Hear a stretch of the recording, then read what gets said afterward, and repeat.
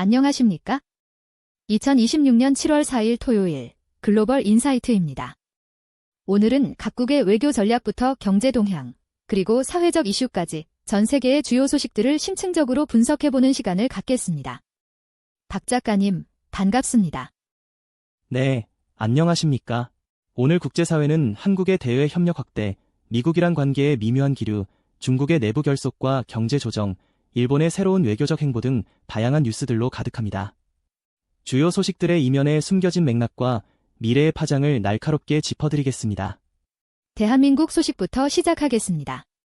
이재명 대통령이 7월 7일부터 튀르키예에서 열리는 북대서양조약기구, 즉 나토 정상회의에 참석한 뒤 몽골을 국빈 방문하는 일정을 소화할 예정입니다.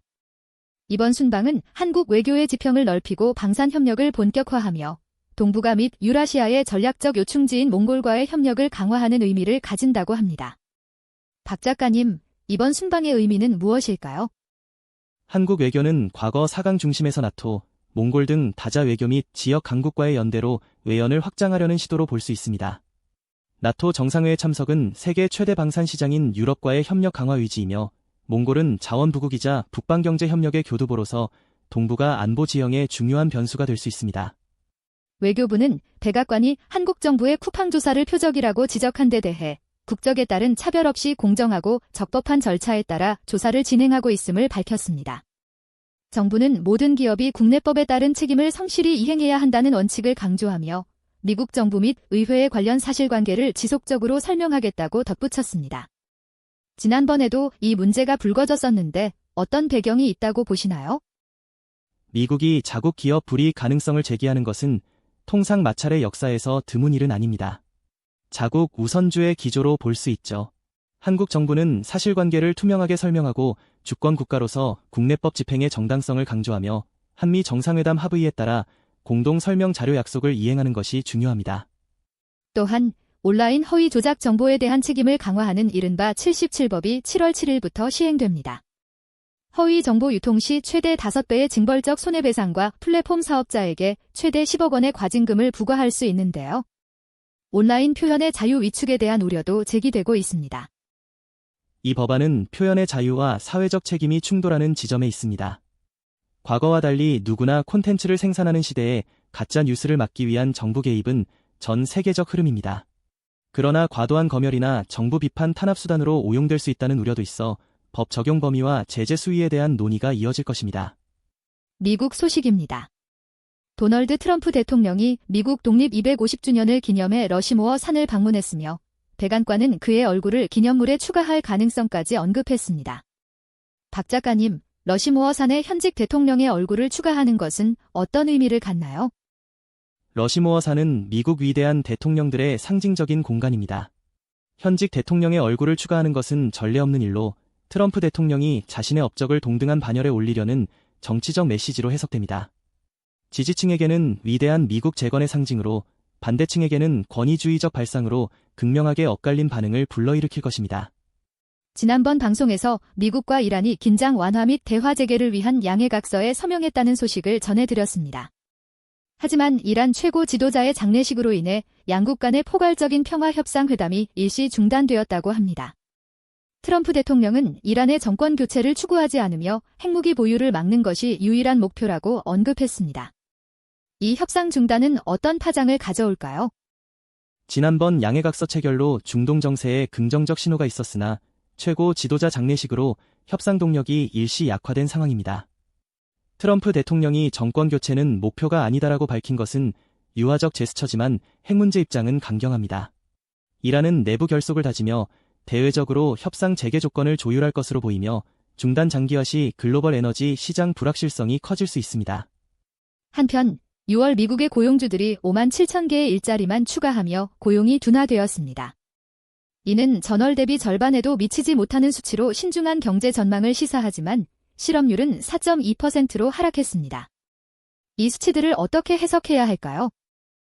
실업률 하락과 일자리 증가 둔화는 경제 냉각 조짐과 노동시장 안정화라는 상반된 해석을 가능하게 합니다.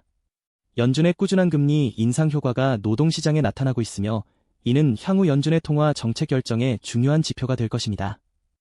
기업들의 신규 고용 신중화는 하반기 경제 성장률에도 영향을 줄 수 있습니다. 중국 소식입니다. 시진핑 주석의 중국 공산당 창당 105주년 기념대회 연설에 대해 세르비아, 페루 등 여러 국가 인사들이 긍정적인 국제적 반응을 보였습니다. 그들은 중국 공산당의 빛나는 역사와 위대한 성과를 높이 평가하며 중국 발전이 세계 평화와 발전에 기여한다고 언급했습니다. 박 작가님, 어떤 의미로 읽을 수 있을까요? 국제사회의 긍정적 반응은 중국이 자신들만의 발전 모델로 국제적 영향력을 확대하는 노력이 성과를 거두고 있음을 보여줍니다. 언급된 국가들은 1대1로 참여 등 중국과의 경제 협력 의지가 강하며 이는 중국이 개발도상국들의 롤모델이 되고자 하는 소프트 파워 전략의 일환입니다. 7월 3일 중국인민대학에서 제4회 부흥포럼이 개최되었고 시진핑 신시대 중국 특색 사회주의 사상 연구센터가 공식 출범했습니다. 당의 질 높은 건설을 통해 강국 건설 및 민족 부흥의 위대한 사업을 이끌 학술적 지혜를 기여하는 데 목적이 있다고 합니다. 시진핑 사상연구센터 설립은 단순히 개인 사상을 넘어 당의 공식 이념으로 자리매김하여 장기 집권의 정당성을 확보하려는 시도입니다. 이는 강대국 부상과 민족 부흥이라는 목표 달성을 위한 이데올로기적 기반 강화 의지로 볼 수 있습니다. 중국인민은행이 은행 시스템 유동성을 풍부하게 유지하기 위해 1조 위안 규모의 환매조건부 채권 매입 운영을 실시할 것이라고 발표했습니다. 또한 국내 유가를 인하하고 2027년부터 에너지 절약형 자동차에 대한 차량 취득세 감면 정책을 폐지한다고 밝혔습니다. 인민은행의 유동성 공급은 경기 둔화 우려에 선제적으로 대응하려는 조치입니다. 유가 인하는 소비 진작에 긍정적이지만 차량 취득세 감면 폐지는 보조금 정책에서 벗어나 친환경차 산업 자생력을 키우고 정부 재정 부담을 줄이려는 장기적 포석으로 해석됩니다. 일본 소식입니다. 다카이치 사나의 일본 총리가 7월 1일부터 3일까지 인도를 공식 방문하여 제16차 일본-인도 정상회담을 개최했습니다. 양국 정상은 경제 안보, 기술 및 국방 협력을 심화하기 위한 특별 전략적 글로벌 파트너십으로 관계를 격상했으며 이는 사실상 중국을 겨냥한 움직임으로 해석됩니다. 박 작가님, 일본의 이러한 외교적 행보 어떻게 봐야 할까요? 다카이치 사나의 총리의 인도 방문은 일본이 자유롭고 열린 인도 태평양 구상으로 중국을 견제하려는 전략적 움직임입니다. 일본은 미국 동맹 기반 안보를 넘어 다자간 안보 협력을 구축 중이며 인도는 인구와 경제 잠재력, 지정학적 중요성으로 인해 중국 견제를 위한 공급망 다변화 및 첨단 기술 협력의 핵심 파트너입니다. 한편 일본 정부는 오는 7월 발표 예정인 경제재정 운영과 개혁의 기본 방침 초안에 일본은행의 추가 금리 인상을 억제하기 위한 적절한 통화 관리를 촉구하는 내용을 포함할 예정이라고 합니다. 정부가 중앙은행의 금리 정책에 직접적으로 개입하려는 모습인데요. 정부가 중앙은행의 독립성을 존중하는 것이 일반적이나 일본 정부가 BOJ에 직접적으로 금리 인상 억제를 촉구하는 것은 논란의 여지가 있습니다. 정부는 경기 회복을 위해 저금리를 원하지만 BOJ는 엔저와 물가 상승 압력에 맞춰 통화 정책 정상화 압박을 받고 있어 이 간극 조율이 일본 경제의 관전 포인트가 될 것입니다. 이란 소식입니다. 사이드 알리 하메네이 전 이란 최고 지도자의 장례식이 7월 3일 거행되었으며 수백만 명의 조문객이 테헤란을 비롯한 여러 도시에서 애도 행렬에 동참했습니다. 이 행사는 이란의 국내 결속과 국제관계에 중대한 영향을 미친다고 합니다. 박 작가님, 전 최고 지도자의 장례식이 이란 사회에 미치는 의미는 무엇일까요? 최고 지도자 장례식은 이란 이슬람 공화국의 상징적 구심점이 사라졌음을 의미합니다. 수백만 명의 조문객은 이란 사회의 결속력을 대내외에 과시하는 정치적 메시지가 되며 이는 다음 최고 지도자 선출 과정과 대외 정책 방향을 예측하는 중요한 지표가 될 것입니다. 한편 이란의 4대 주요 은행에서 3주간 광범위한 기술적 장애가 발생하여 비대면 서비스의 차질이 빚어졌으며 이로 인해 미국 기술에서 중국 화웨이 기술로 전환하는 방안이 논의되고 있다고 합니다. 이는 이란 은행 시스템의 취약성에 대한 우려를 심화시킨다고 하는데 어떻게 보시나요? 이란의 은행 시스템 기술 장애는 미국의 강력한 제재가 이란 경제에 미치는 영향을 보여줍니다. 서방 기술 접근이 어려워지자 중국 화웨이 기술로 전환을 모색하는 것은 기술적 자립과 중국과의 전략적 협력을 강화하려는 의도입니다. 이는 글로벌 기술 패권 경쟁과 국제 제재 속 이란의 제한된 대안을 보여주며 이란 경제에 지속적인 부담으로 작용할 것입니다. 간략한 글로벌 소식 이어갑니다. 제16회 중국-러시아 문화대집이 러시아 블라고베신스크시에서 개막하여 8월 8일까지 헤이허시에서 폐막할 예정입니다. 양국 국민 간의 유대감을 강화하고 국경 지역의 협력 발전을 심화하는 데 목적이 있다고 합니다.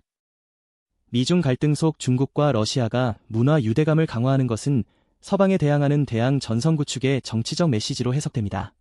문화 교류는 양국 간 이념적, 전략적 연대를 공고히 하는 중요한 수단으로 협력 관계를 과시하고 상호 이해를 높이려는 전략적 접근입니다. 네, 오늘 글로벌 인사이트는 여기까지입니다. 박 작가님, 오늘 말씀해주신 다양한 국제 이슈들 속에서 저희 청취자분들이 기억해야 할 오늘의 한 줄이 있다면 무엇일까요? 급변하는 국제 정세 속에서도 각국은 저마다의 생존 전략과 미래 청사진을 그려나가고 있습니다. 오늘 살펴본 것처럼 대외 협력과 내부 결속, 그리고 새로운 기술과 경제 패러다임에 대한 고민은 전 세계의 공통된 숙제입니다. 겉으로 드러나는 현상 너머에 숨겨진 역사적, 경제적 맥락을 읽어낸다면 우리는 더 깊은 통찰력을 가질 수 있을 겁니다. 복잡한 세상 속에서 자신만의 글로벌 인사이트를 찾으시길 바랍니다. 네, 오늘 박 작가님과 함께 세계 곳곳에 깊이 있는 이야기를 나눠봤습니다. 글로벌 인사이트는 청취자 여러분의 지식과 시야를 넓히는 데 항상 최선을 다하겠습니다. 오늘 하루도 활기차고 의미 있는 시간 되시길 바랍니다.